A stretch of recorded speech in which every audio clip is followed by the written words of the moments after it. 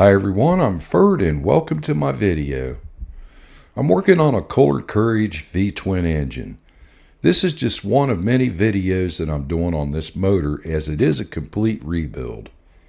I'll have links in the description of all the videos that I upload that pertain to this engine. In this video, I'm rebuilding the starter. The fix could have been a lot simpler than a complete rebuild, but it had to be done anyway. You'll get an inside look of all the parts, how to take it apart, and put it back together, and what happens when you turn that key to start the engine. I intentionally put a bad part back on this starter to demonstrate the symptom of the most common failure of starters. Follow along and enjoy the video. Okay, we're going to disassemble the starter, and it's always a good idea to put a mark on it somewhere.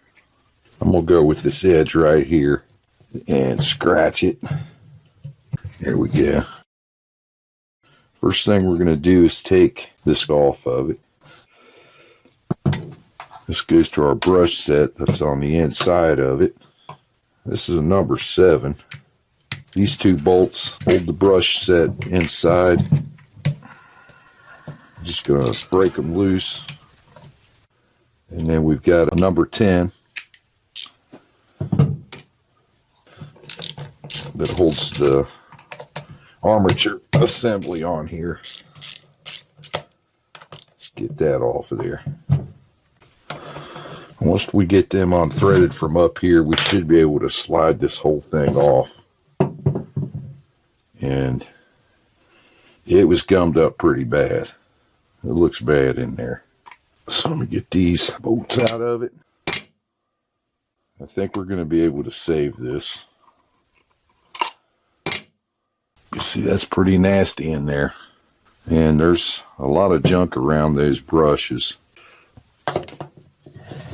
We'll take the solenoid off. I'm going to clean this whole thing up. This is 5/32. These are 12-point bolts. This is a 6-point socket, but it does work on it. Here's our solenoid. Here comes our armature.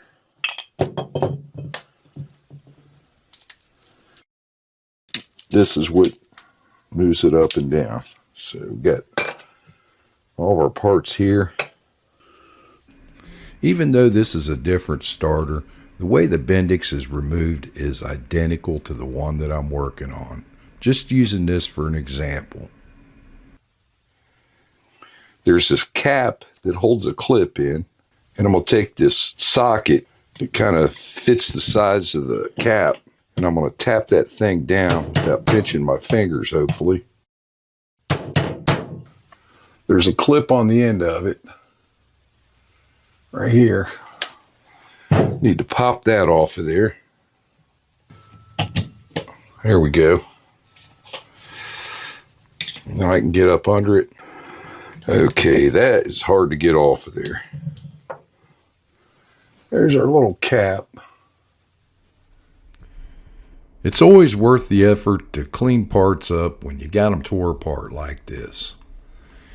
After wiping all the big junk off with a rag, clean it up with some gas or brake cleaner, then finish washing it with some Dawn dish soap and water.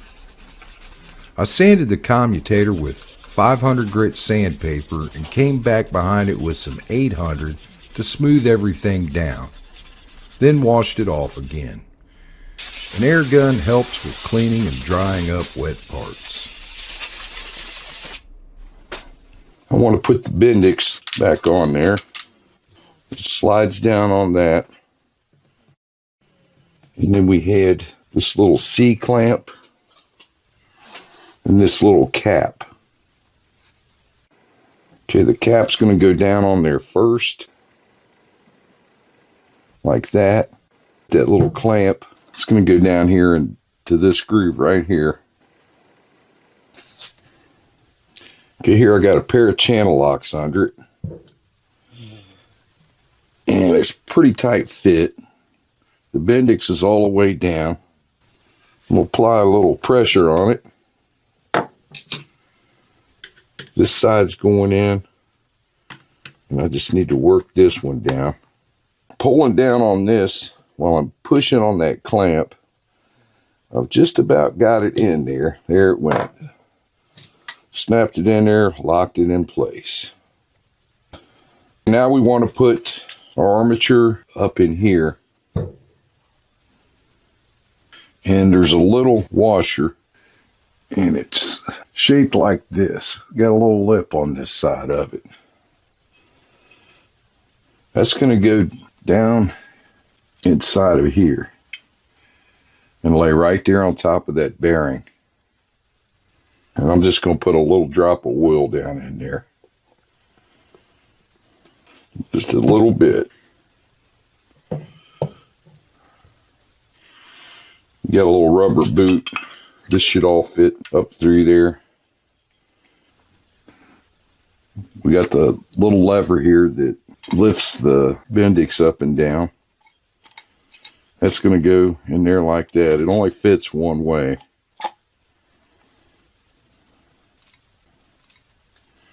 Make sure my bearing didn't come out, or my washer.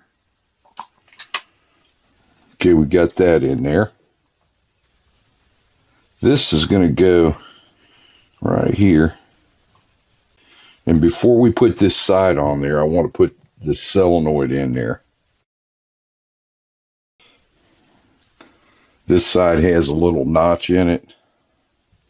It's going to go on that notch on that little plastic piece that I put in there.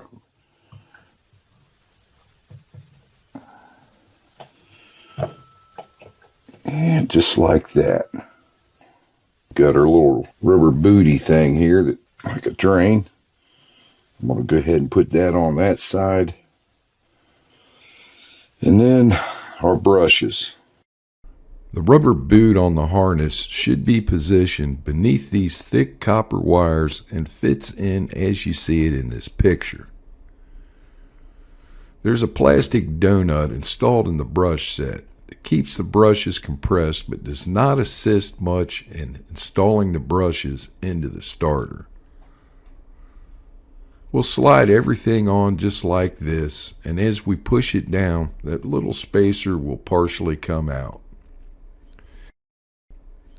After that, I'll pull the donut all the way off and work the brushes in the rest of the way with my fingers around the armature.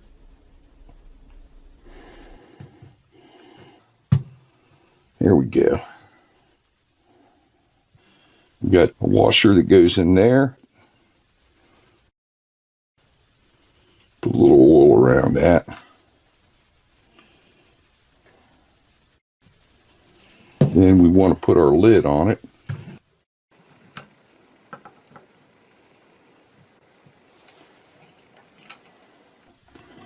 Got these little screws that hold the brushes in place.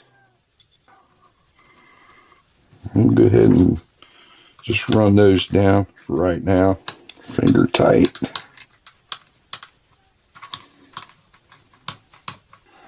Looks like everything's lined up.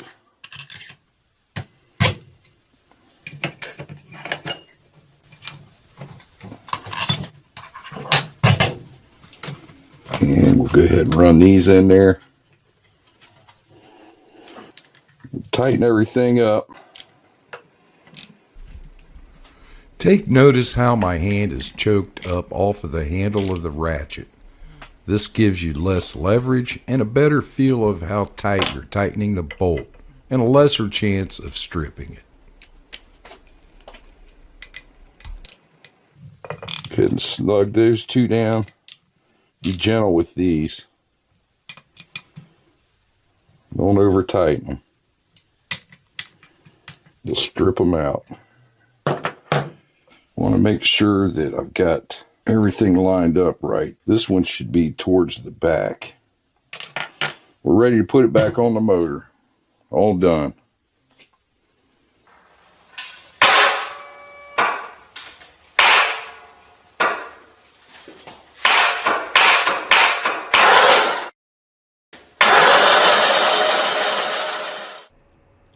While I'm busy on the bench putting the new solenoid on, I have a short animated demonstration of how the solenoid and starter operate.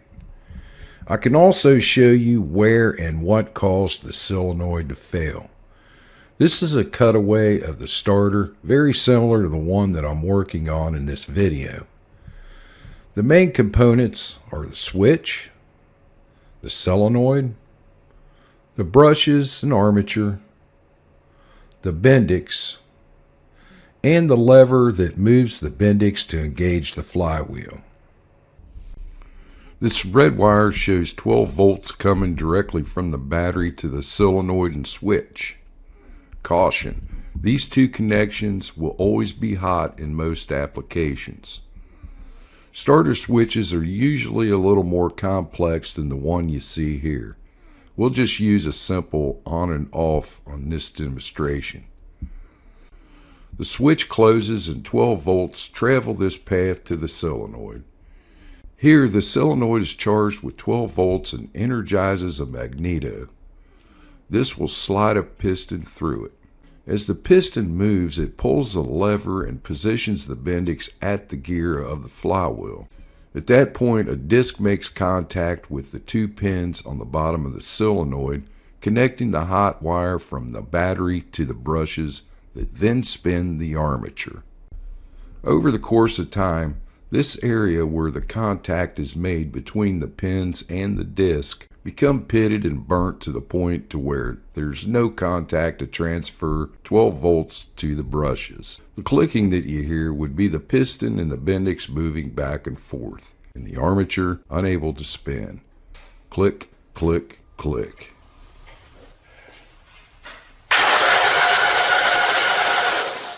There we go.